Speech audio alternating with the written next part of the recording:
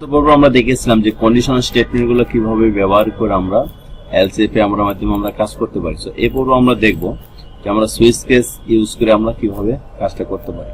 So এখন আমার এগুলা দরকার নেই,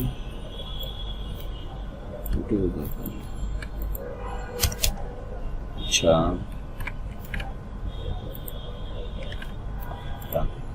এখন আমরা সুইচ কেস গুলা দেখবো। তো আমি ফার্স্ট অফ অল একটি রেজাল্ট নামে আমি একটা নিয়ে নিচ্ছি, এটা দেবো আমি টোটাল মার্ক অথবা মার্ক, আর এটা দিব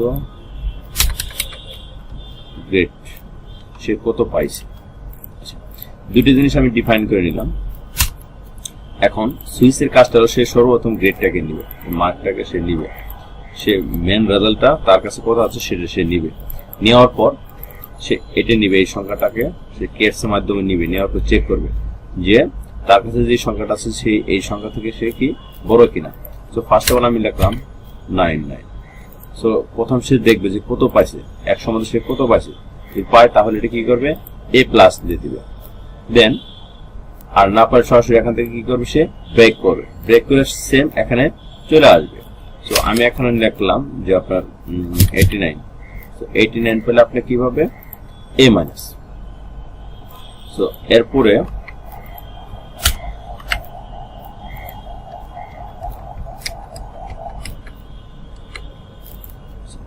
এখন লিখলাম আপনার 79 লেখা, তাহলে এখানে পাবে B+। Then gets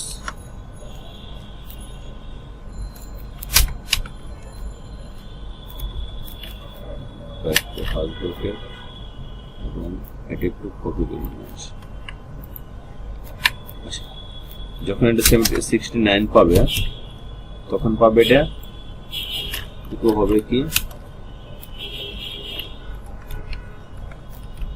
this grade is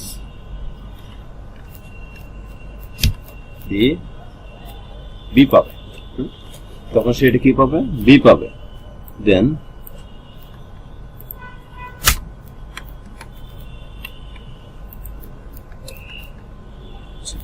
এরপর যখন এটা 59 পাবে তখন এটা পাবে B-। আচ্ছা এরকম টাইপের আমি কিছু প্লাস A দিলাম এটা। আচ্ছা আমি 10 করে গ্রেড গুলো চেঞ্জ করলাম, A+। আচ্ছা তখন এটা কত পাবে C পাবে, এটা আমি C দিয়ে দিলাম ফর এক্সাম্পল, C দিয়ে দিলাম। এখন আমার যে স্টুডেন্ট, সেই স্টুডেন্ট টোটাল মার্ক হলে 100 ভিতরে সে পাইছে কত 70। সো আমাকে সে কত শো করতে, এখানে ফেল, তার জন্য ফেল আছে। সো আমরা সুইচ কেস ইউজ করে আমরা কিভাবে কাজটি করতে পারতেছি আমি আরেকবার একটু অবজারভেশন করি। আমি ফার্স্ট অফ অল চাচ্ছি যে আমার প্রথম মার্কটি আছে কত 100 মার্কের ভিতরে আমাকে যে স্টুডেন্ট কত পাবে, 100 ভিতরে সে কত পাবে। আমি ফার্স্ট অফ অল তাকে বুঝাই দিলাম যে টোটাল মার্ক হলো আমার 100, এন্ড কেসকে বুঝাই দিলাম যে আমার সেই স্টুডেন্ট পাইছে কত, যে 100 থেকে যদি সে বেশি পায় তাহলে সে এটা প্রিন্ট করবে, এত থেকে যদি এত বেশি পায় তাহলে সে এটা প্রিন্ট করবে, এত থেকে যদি এত বেশি পায়, মানে যে স্টেটমেন্টে বনে যাবে সেই স্টেটমেন্ট সরাসরি প্রিন্ট করবে, আর না বলে সরাসরি ব্রেক করে পরে স্টেটমেন্টে চলবে। যখন যেটা হয়ে যাবে, যেমন ফর এক্সাম্পল আমাকে বিতে হয়ে গেছে, সো বিতে সরাসরি স্টেটমেন্টটা যখন প্রিন্ট করে দিয়ে ব্রেক করে সরাসরি প্রোগ্রাম থেকে বাইরে চলে আসবে।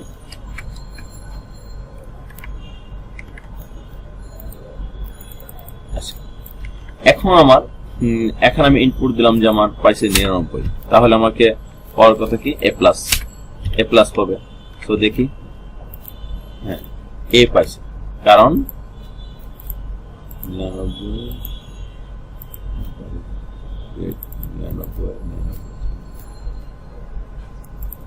আচ্ছা হ্যাঁ A পাবে, এটা দিতে হবে 98, তাহলে আমার A+ পাবে, A+। কিন্তু 100 ভিতরে 99 কেউ পাবে না, 90 অথবা সে 90 বা 95 পাইছে, তাহলে সে পাবে 95 পাইলে সে পাবে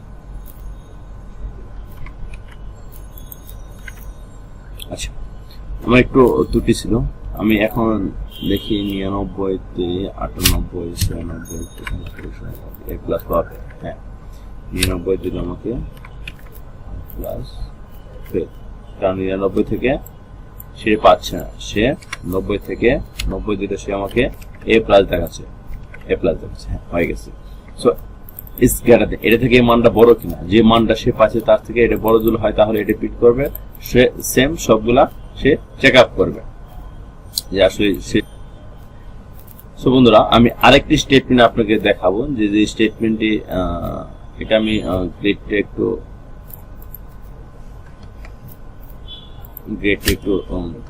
মার্ক করে রেখে দিই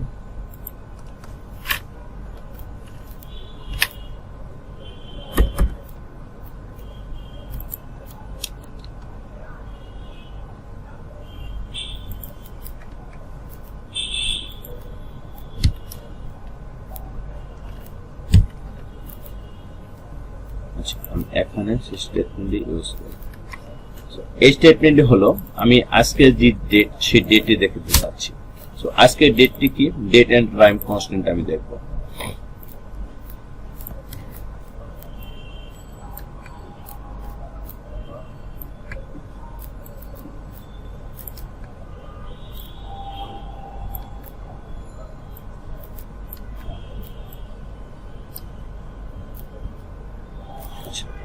তো আমি এখানে তো পিএসপি যে ভেরিয়েবল ফাংশন আছে date function date and time সেই ডেটটা আমি এখানে কল করে দিয়েছি দেন এই টোটাল মানটা আমি একটা ভেরিয়েবলের ভিতরে রাখছি এই ভেরিয়েবলটা এখানে ডিফাইন করে দিয়েছি যে বলে দিয়েছি যে টোটাল যে date and time and constant ফাংশনটি আছে পিএসপি সেই ফাংশনটা এখানে ডিফাইন করে দিলাম বলা হলো যে আজকে কি বার তো স্যাটারডে সানডে মানডে টুইসডে ওটিডে ফ্রাইডে তো আজকে যে বার সেই বার হিসেবে আপনি এখানে পিন করবে সো আজকে দেখা যাচ্ছে থার্সডে বৃহস্পতিবার থার্সডে সো এটা এখানে প্রিন্ট করা আমরা একটু রান করে দেখি দেখেন টুডে ইজ থার্সডে সো বন্ধুরা বুঝতে পারলেন যে কিভাবে সুইচ কেস স্টেটমেন্ট ব্যবহার করে কাজ করতে হয় আমরা রেজাল্ট মার্কশিটও দেখালাম এবং ডেট এবং টাইম কনস্ট্যান্টও দেখালাম